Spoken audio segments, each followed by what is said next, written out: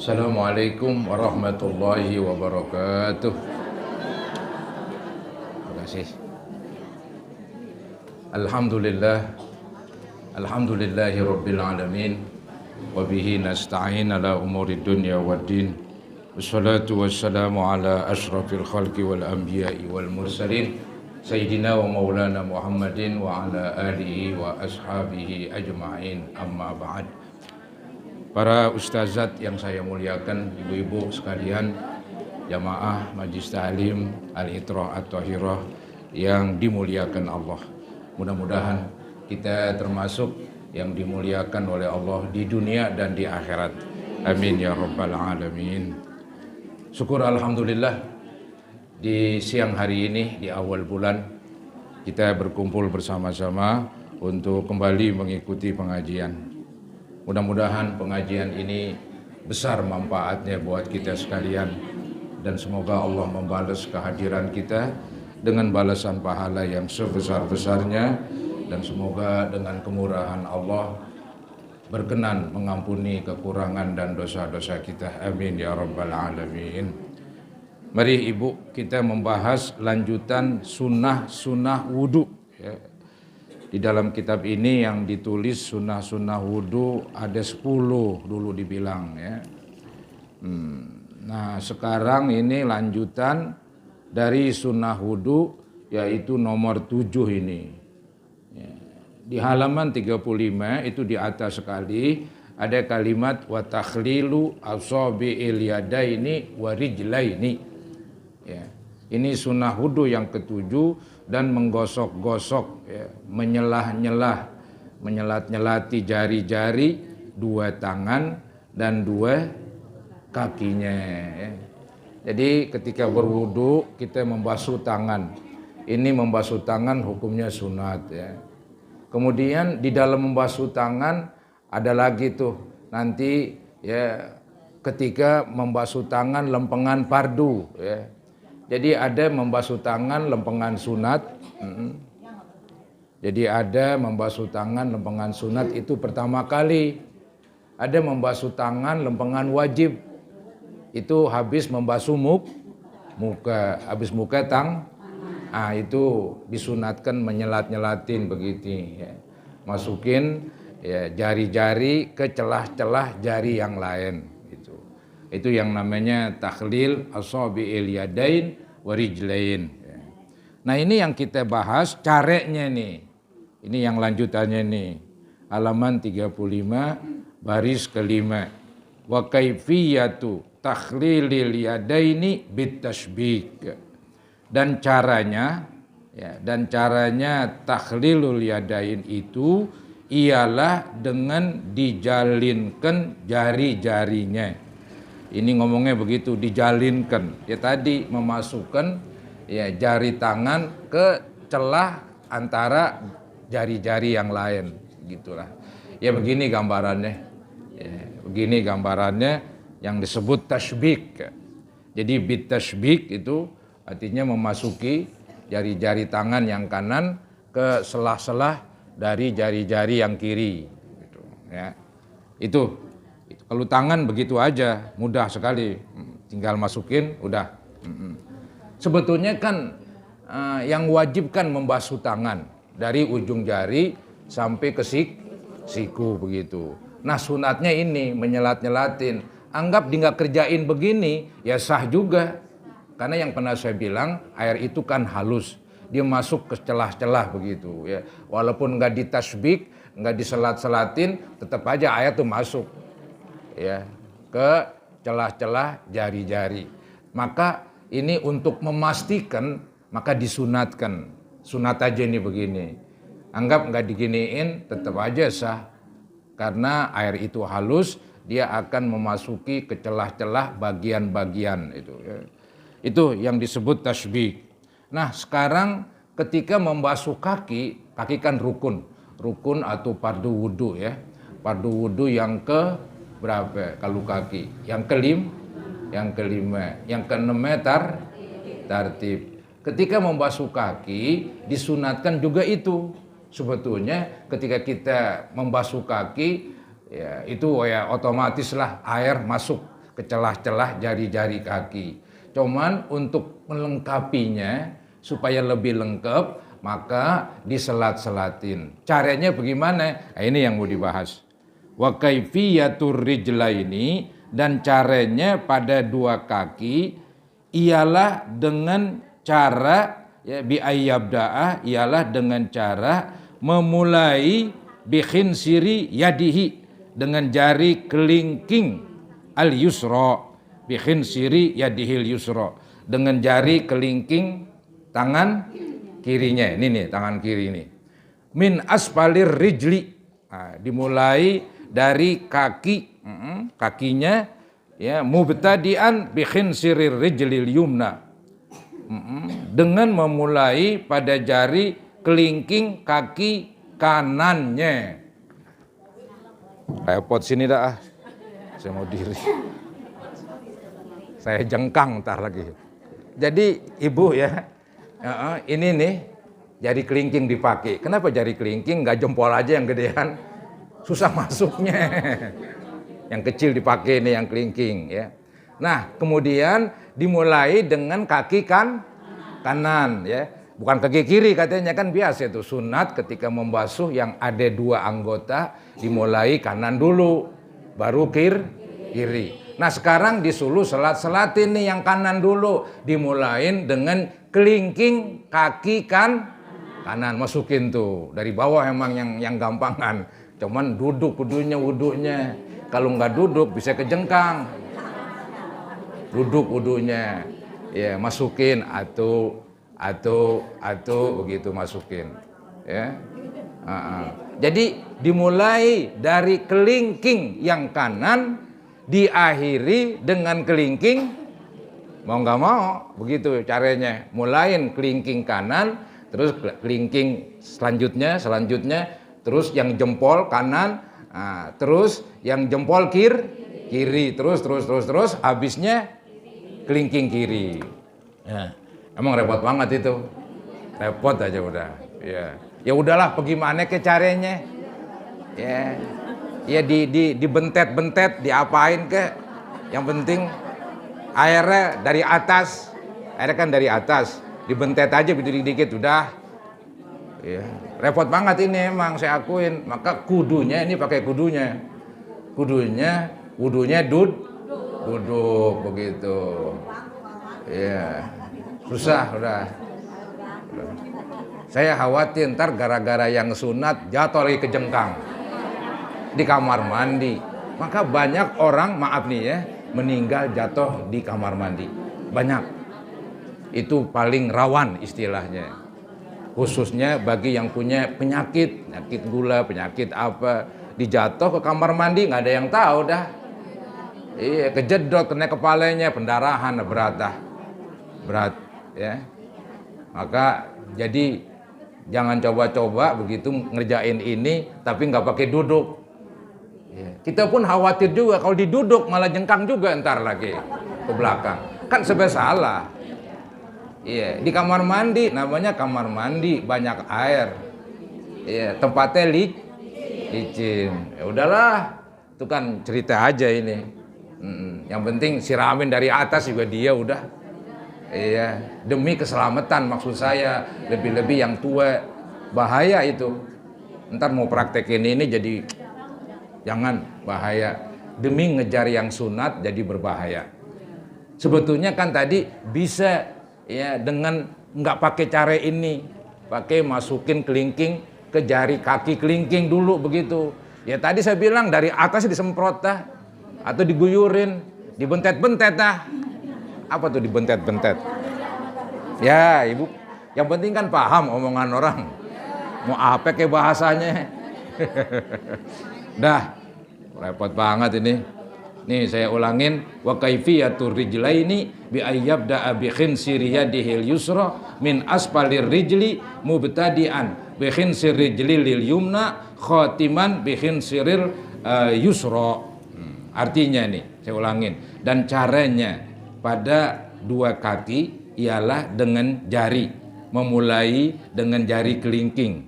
Ya. Tangan kirinya, ya, jari kelingking tangan kiri begitu ya. dari bawah kakinya, dari bawah bukan dari atas. Kan repot urusannya kalau dari bawah. Dari bawah kakinya dengan memulai pada jari kelingking kaki kanannya. Iya, jadi mulai dari kelingking, cuman kelingking kaki kanan begitu. Serta menutupnya dengan kelingking kaki berakhir di kelingking kaki kiri. Dimulai dengan kelingking kaki kanan, berakhir dengan kelingking kaki. Repot juga yang ngomongnya itu. Ngomongnya repot, apalagi ngerjain ya.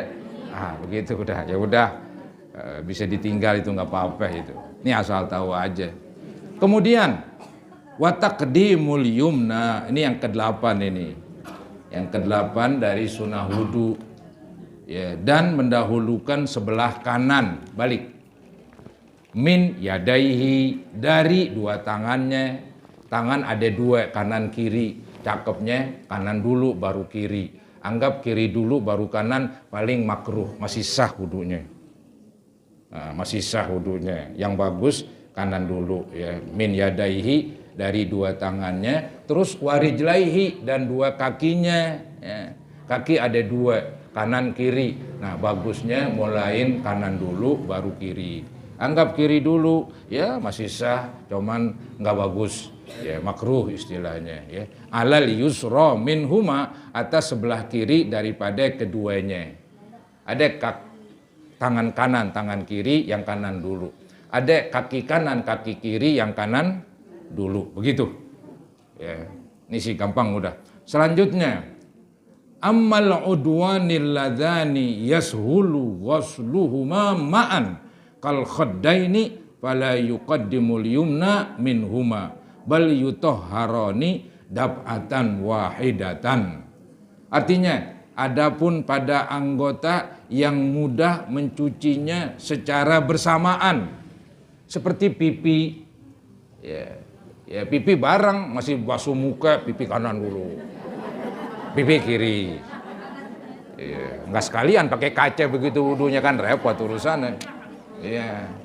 Jadi yang bisa nih, yang gampang ketika membasuh muka, ya pipi kanan, pipi kiri itu nggak ada ya sunat yang kayak tadi kanan duluan tuh pipinya baru pipi kiri, enggak, sekaligus aja tuh muka, sekaligus giliran pipi sekaligus. Ama yang kedua lagi kuping sekaligus juga, enggak cakep kalau kuping kanan dulu baru kiri begitu. Ya itu mungkin bisa ketika wudunya pakai ciduk, pakai sendok begitu ya. Tapi sunatnya bareng tuh kupingnya ya, dia bareng sunatnya. Ame muka dua pipi bareng juga, nggak ada kanan dulu baru kiri dulu ya. Nah, itu dikatakan nih, saya ulangin, adapun dua anggota yang mudah mencucinya secara bersamaan ya, kayak pipi, seperti dua pipi, dua kuping kan begitu, maka ia tidak mesti mendahulukan belah kanan dari dua pipi itu. Nggak perlu belahan kanan pipi baru ntar belahan pipi kiri begitu, nggak perlu itu katanya, karena dia gampang dikerjain bareng. Tetapi ya dibersihkannya, disucikannya, tetapi dibersihkannya, pipi itu disucikannya, artinya dibasuh mukanya daf'atan wahidah, dengan sekaligus.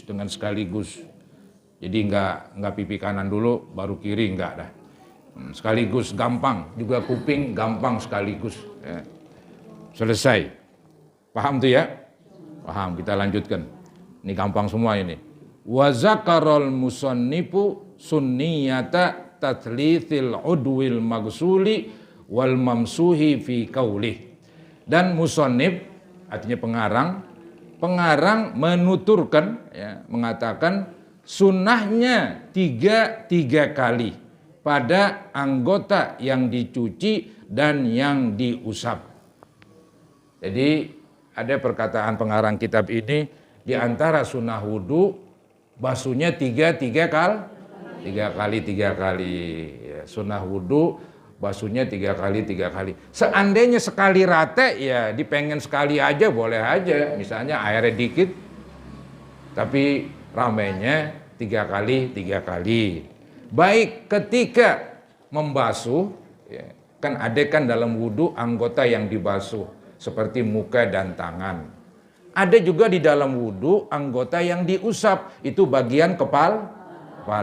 Jadi bagian yang dibasuh memang disunatkan 3 kali 3 kali, dan bagian yang diusap juga disunatkan 3 kali 3. Begitu maksudnya tuh.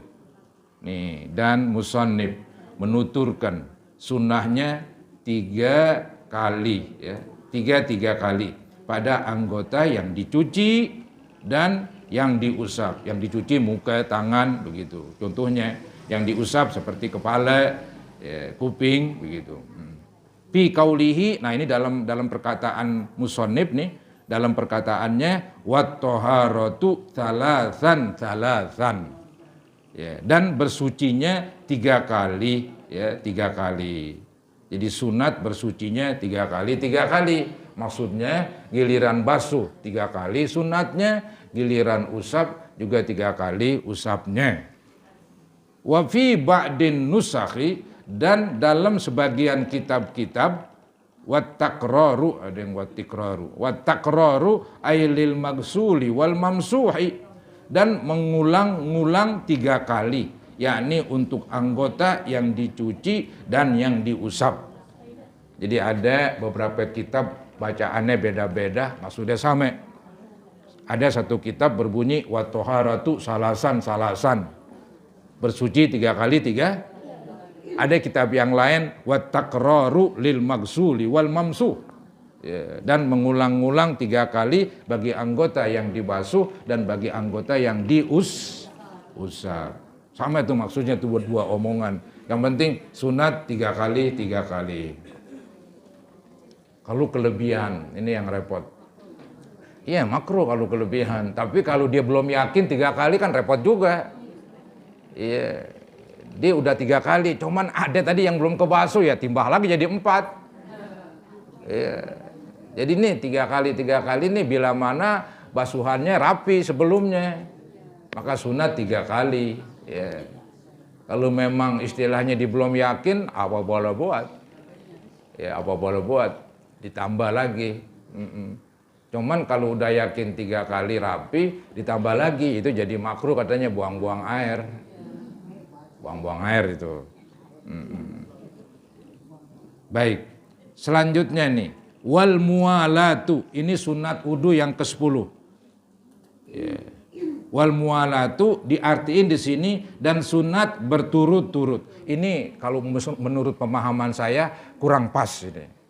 Ya, bukan dan sunat berturut-turut. Kalau berturut-turut itu tartib, kalau yang saya pahamin. Ya, berturut-turut artinya urutan. Ya, ya, nomor 2 dikerjakan setelah nomor 1, kan begitu. Kayak misalnya ke dokter atau kemana-mana, orang banyak kan dikasih nomor nomor urut tartib. Nggak bisa dari 5 ntar ke 10. Nggak bisa begitu. Dari 5 ya ke 6 tuh namanya berturut-turut. Itu arti tartib. Kalau tartib di dalam wudhu hukumnya fardu. Nggak bisa kita habis muka langsung kaki. Itu namanya nyungsang, bukan berturut-turut begitu. Nah ini sunat ini. Jadi bukan berturut-turut, yang pas artinya wal mualatu, dan sunat bersambung-sambung. Jadi mualat artinya bersambung-sambung, itu yang akurat udah, arti yang pas begitu. Mualat bersambung-sambung, artinya habis basuh muka, jangan aku makan dulu, makan. Udah sepiring kelar, aku terusin tangan. Habis tangan, wah belum nyahi dulu. Udah bubaran mendingan. Bubaran aja. Ya. Nah itu namanya nggak bersambung-sambung, tapi masih sah itu wudhu begitu. Dia nggak jalanin sunat. Ya. Sunatnya bersambung-sambung, menjadi satu, kan begitu, bersambung-sambung sehingga satu wudhu. Iya. Kalau tadi dipecah-pecah, ya habis muka selesai, Dia ngambil anduk dulu, dilihat ada makanan, gue makan dulu begitu. Iya, terusin dah tangan, habis tangan, ya kelupaan bacaknya, mana dia nih, sendalnya lagi, ambil sendal. Iya, dilihat duren, makan duren lagi katanya. Tetap sah wudunya, cuman nggak bersambung-sambung. Bersambung-sambung jadi wajib kapan? Ketika orang punya sakit beser. Nah, lain lagi ceritanya. Ini bagi yang sehat. Bagi yang sehat bersambung-sambung hukumnya sunat. Bagi yang beser bersambung-sambung wajib. Anggap ibu mustahadah, keluar darah melulu. Ini namanya beser darah. Nah, bagi orang yang beser nggak boleh entar-entar keburu ngembeng, keburu banyak. Jadi habis muka langsung tangan, habis tangan terus langsung sembahyang. Coba dia habis muka dikeluar dulu, dah makan dulu, apa dulu. Ini keburu ngembang ini di bawah ini. Nah, dia tuh darurat dalam arti sakit, namanya beser. Ya, sakit beser. Nah, sakit beser itu nggak boleh santai-santai. Dia harus bersambung-sambung, hukumnya wajib. Nih dia nih. Kalau ibu paham tuh, ntar liatin kitabnya juga paham. Nih, wal muwalatu, dan sunat dicoret tuh, dan sunat bersambung-sambung, nggak berturut-turut, kayaknya kurang pas dong artiin. Wa yu'abbaru anha bitatabu', dan diungkapkan dari mualat itu dengan tatabu'. Artinya dalam bahasa Arab kalimat mualat kita artiin bersambung-sambung. Itu sinonim, itu sama dengan kalimat at-tatabu yang artinya juga bersambung-sambung. Nah, apa ini bersambung-sambung supaya jelas? Wahia alla yahsula bainal udwaini tafriqun katsir bal yutahharul udwu ba'dal udwi bihaitsu la yajiful maghsulu qablahu ma'atidalil hawai wal mizaji waz zamani. Artinya nih, wahia, dan tatabunya itu, ya, tatabunya itu apa ini tatabu? Bahwa tidak boleh terjadi Allah yakhsula, tidak boleh terjadi antara dua anggota itu terpisah yang banyak. Antara dua anggota jangan terpisah banyak. Kan tadi contohnya habis muka apaan? Tangan. Nah, habis muka jangan terlalu misah. Banyak banget, kemudian baru ngerjain Iya, habis muka dikeluar, makan dulu tadi dibilang. Nah, ini kan terpisah banyak. Mungkin kalau ngambil anduk belum banyak itu. Kalau makan kan begitu, apalagi sepiring. Itu misahnya banyak. Jadi yang namanya sambung menyambung, jangan misah antara satu anggota dengan anggota seterusnya, jangan misah banyak begitu.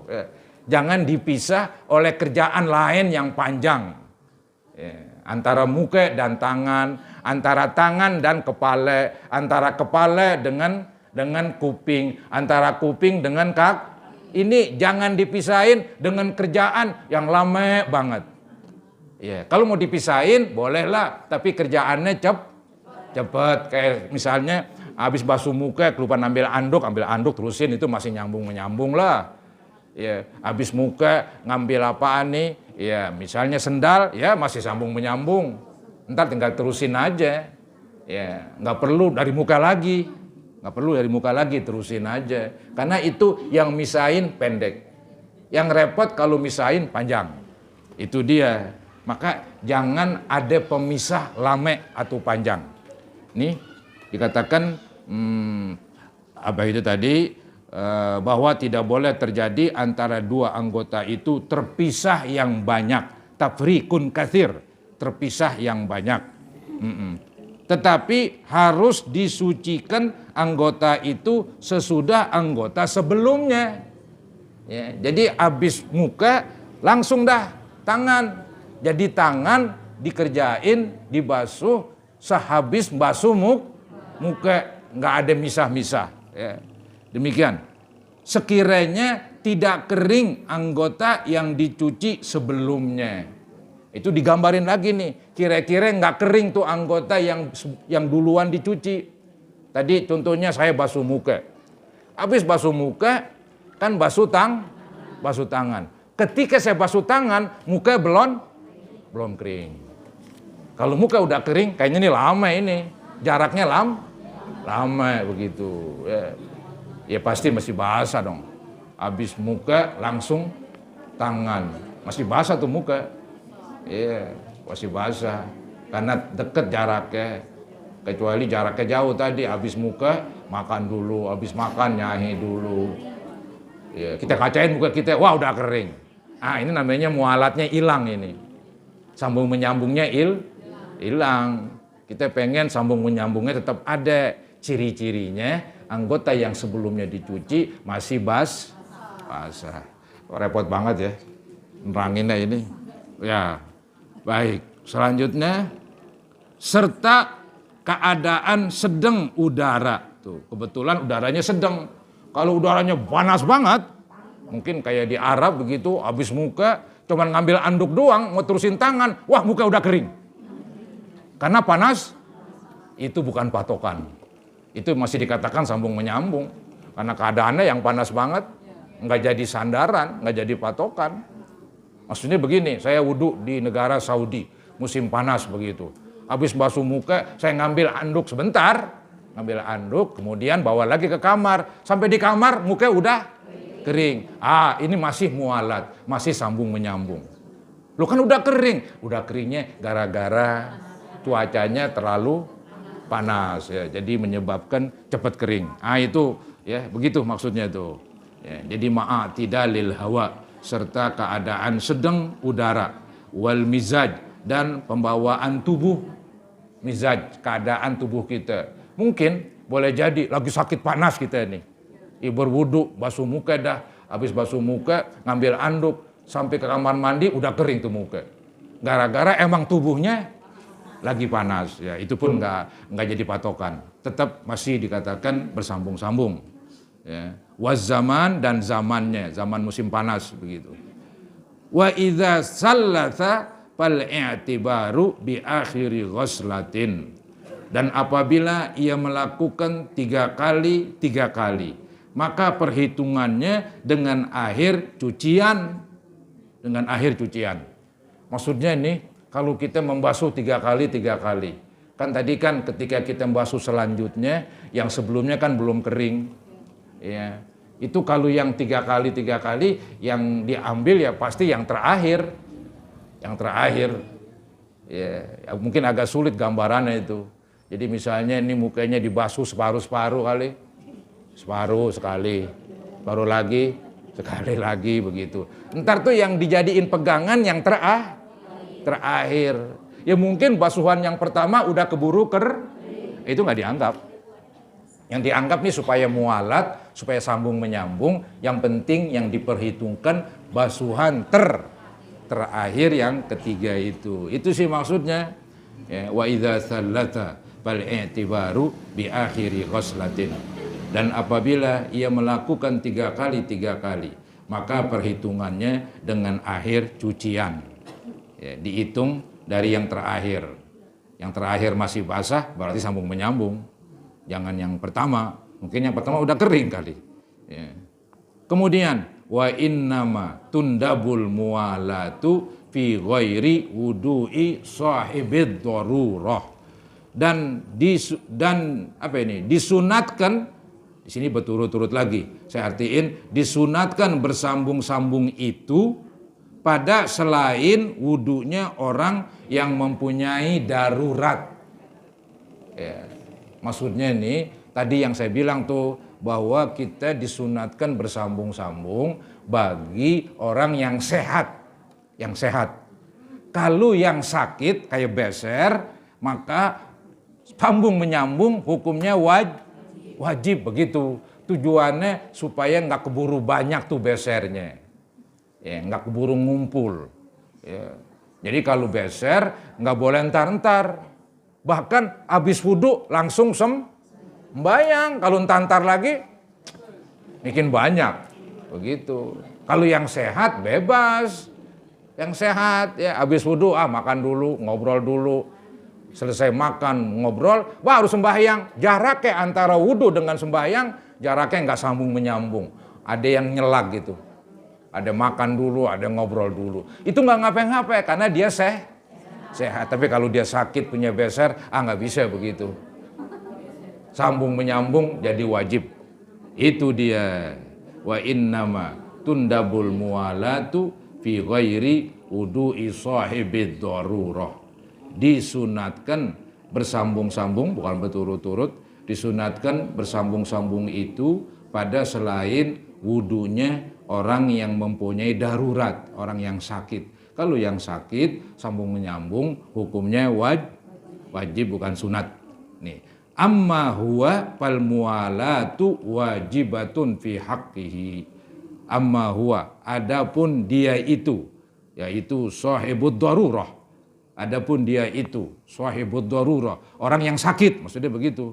Adapun dia itu, adapun si sakit, fal muwalatu, maka berturut-turutnya, artinya maka bersambung-sambungnya wajibatun adalah wajib fi haqqihi pada haknya.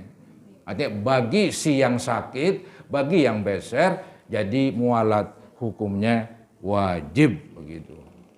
Kemudian wa baqiya lil wudu'i sunanun ukhra, dan tetap bagi wudu ada beberapa sunnah yang lainnya.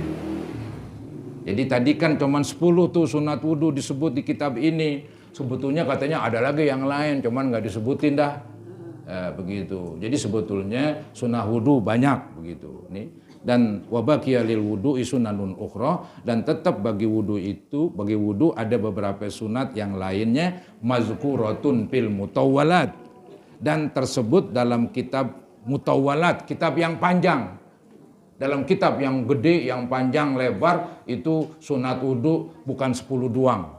Seperti di sini nggak disebutin nih. Di sini nggak disebutin, yaitu melebihkan di dalam membasuh muka, melebihkan di dalam membasuh tangan, melebihkan di dalam membasuh kaki. Kan ada hadis tuh, nanti di hari kiamat umat Nabi bercahaya. Ya, bekas dari wudunya. Maka siapa-siapa yang pengen lebih luas lagi cahayanya, ya luaskanlah basuh muka, ya, biar melebihi, jangan sampai batasnya doang, begitu. Jadi kalau muka dari bawah ya hampir ke leher, ke atas ya boleh tambahin. Kalau melebar ya hampir kena kuping, begitu. Kalau tangan ya sampai sini, ya pergelangan ya sampai ketek, begitu. Kaki ya sampai dengkul misalnya, ya. Jadi istilahnya ini namanya itolatul ghurrah, memanjangkan sinar supaya sinarnya panjang, nanti di hari kiamat disunatkan banyakin, disunatkan lebihkan. Itu hanya di 3 tempat itu, di muka, di tangan, di kaki. Itu dia, itu nggak disebutin di situ. Ya. Kemudian ada lagi sunat wudu, lagi wudu jangan ngobrol begitu. Sesunatnya begitu. Anggap sambil ngobrol sah. Ya, sambil wudu sambil ngobrol sah. Bagusnya jangan ngobrol. Itu sunat wudu. Ya. Kemudian sunat wudu lagi yang lain di sini nggak disebut. Kalau punya cincin, giliran ada cincinnya diapain? Ya, digoyang-goyangin. Ya, sunatnya. Tapi anggap nggak digoyang-goyang, dia yakin air masuk ke dalam. Karena air itu halus. Ya, maka digoyang-goyangin sunat. Kalau nggak yakin, wajib digoyang-goyang. Wajib digerak-gerakin. Diyakin nih, kalau nggak digerakin ini pasti ada tangan, jari tangan nggak kebasuh. Bahaya. Dia yakin ini nggak kebasuh, maka digerak-gerakin. Tapi, yakin saya ini kebasuh, maka gerak-gerakin jadi sunat. Begitu, bisa hukumnya wajib, bisa hukumnya sunat, dilihat keadaan. Ya, itu ya, jangan ngobrol, gerak-gerakin cincin bagi yang punya cincin, begitu. Ya. Kemudian juga ada sunat yang lain nih dalam berwudu, jangan minta ditolongin siramin. Itu namanya wudunya wudu mewah, wudu mewah. Wudunya santai. Dia bilang, ayo dong tolongin dong, siramin gue nih, siramin muka ini, gosokin kalau perlu. Capek deh. Ya. Mau kemana begitu. Jadi wudunya mandiri. Kecuali sakit, itu emang boleh sakit. Ini orang segar-segar setidak. Paham nggak segar-segar setidak begitu? Iya, segar-segar banget begitu dia. Masih wudunya minta ditolongin. Iya, basuhin muka, basuhin tangan. Dia mau santai, basuhin kaki gue nih, gue melonjor. Itu namanya wudunya wudu mewah itu. Ya, mandiri ya, begitu. Ada yang penting yang pernah saya sebutin dulu. Yang penting sunat wudu itu kan sunnah wudu kan membasuh tangan dulu ya. Habis tangan mulut, habis mulut hidung. Nah, baru muka kan berbarengan dengan niat. Nah, jadi itu katanya basuh tangan nggak ada niatnya itu. Ke kumur nggak ada niatnya. Masukin air nggak ada niatnya. Maka niat tersendiri. Bikin niat 2 kali. Nawa itu sunanal wudu. Masukin air itu. Ntar nawa itu rob ahadasil atau nawa itu fardol wudu. 2 kali niat. Supaya membasuh mulutnya, cuci tangannya, membasuh mulutnya, membasuh hidungnya, kena niat begitu. Bahwa dia tuh ke kumur emang buat wudu. Ya, cuci tangan buat wudu, bukan mau makan. Ya, gue nih cuci tangan. Nawa itu sunanal wudu, bukan nawa itu mau makan, bukan. Bukan itu mau makan, bukan. Nawa itu mau wudu begitu. Nawa itu sunanal wudu. Ya, udah atau doang kan, terus mulut. Habis mulut giliran muka niat lagi. Itu niat fardu itu. Kalau tadi ya sunat lah, kamu atau ibu nggak baca ya nggak batal wudunya. Nggak batal wudunya. Nah, itu juga sunnah wudu yang nggak disebutin di sini. Ada lagi sunat wudu, sini nggak disebutin. Artinya sunat mengucapkan niat begitu. Jadi kedengeran ame kuping. Anggap di hati aja boleh. Cuman kan tergantung tempatnya. Kalau di kamar mandi, zaman sekarang emang nyampur ame wis. Yang bagus sih dalam hati aja sih. Yang bagus, nggak terucap. Karena di dalam WC nggak bagus menyebut nama Allah dalam WC. Ya, anggap punya cincin tulisannya Allahu Akbar misalnya. Mau ke WC, copotin dulu sunatnya. Ya, jangan dibawa ke WC. Nggak cakep, makruh begitu. Ya. Jadi di dalam wudu emang disunatkan niatnya terucap, tapi lihat tempatnya. Gitu, ya. Dah selesai itu dah sunah-sunah wudu. Nanti akan dibahas faslun fil istinja, pasal tentang bersuci dari najis alias cebok nanti ini. Nanti mau diterangkan. Cukup dah, udah 1 bab selesai, 1 pasal selesai. Wudu ame sunnah wudu udah selesai. Nanti tentang istinja, ya. Ya udah. Apa ada yang bertanya kali?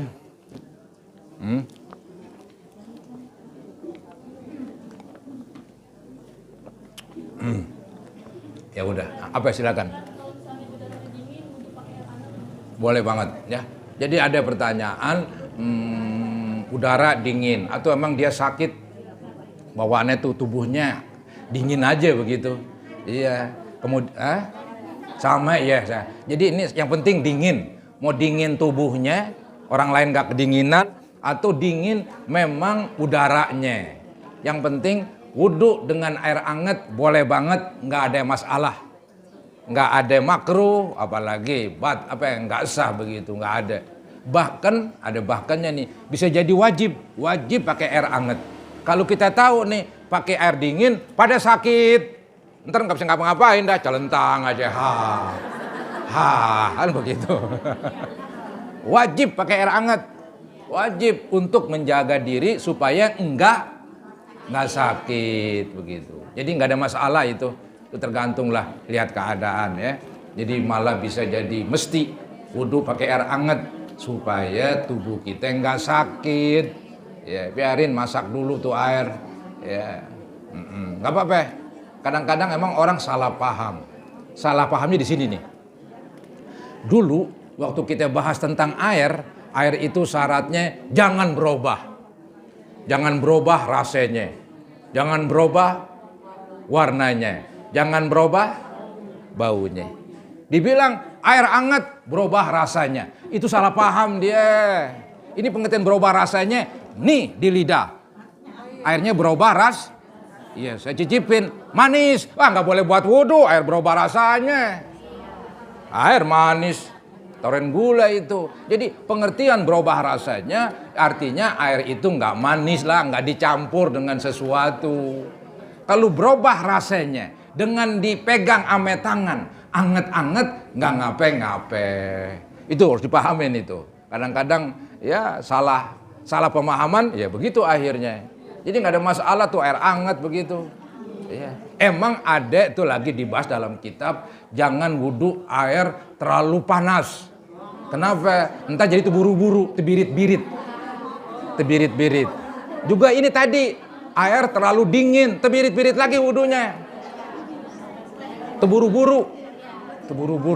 Ya, nggak bagus itu. Jadi yang sedang aja. Kalau anget sih nggak terburu-buru, nggak terbirit-birit. Air hangat malah pengen berlama-lama. Air hangat begitu. Air hangat enak. Tubuh kita nih kalau dimandiin air hangat itu bagusnya apa? Jadi katanya pembuluh darah jadi terbuka, jadi darah jadi lancar. Capek-capek jadi kurangan. Gara-gara mandinya air hangat. Kalau mandi air dingin, dia bikin menciut pembuluh darahnya itu, bikin lemas sudah, nggak semangat. Tapi mandi air hangat semangat walaupun gerah begitu. Ya itu mandi air hangat bagus. Wudu air hangat bagus. Dah kepanjangan saya ngomong. Baik, cukuplah ya ibu-ibu ya. Ini yang saya pahamin dan saya sampaikan kepada ibu-ibu. Semoga menjadi ilmu yang bermanfaat. Amin ya rabbal alamin. Dan mudah-mudahan Allah panjangkan umur kita, diberikan kesehatan badan, sehingga nanti ketemu lagi di bulan depan. Amin ya mujibas sa'ilin. Kurang lebihnya mohon maaf. Wassalamualaikum warahmatullahi wabarakatuh.